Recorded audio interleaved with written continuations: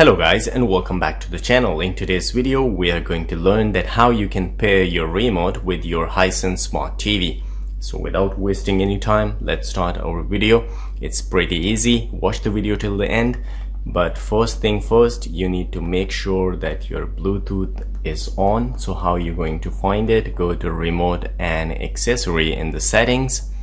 From here, if it is not enable this one on the Bluetooth, then go back to the home screen, and from here on your remote all you need to do is to press and hold the home button and the back arrow button, which you use to back up from any application on your smart TV. So hold them together,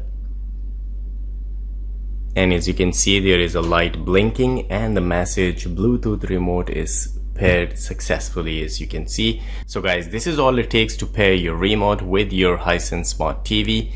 If you want to unpair it, it's very easy. Just hold the same two button again and you will see Bluetooth remote is unpaired. So this is how you're going to do it. If you like the video, please subscribe to my channel. I will see you again in the next video. Till then, take care. Bye bye.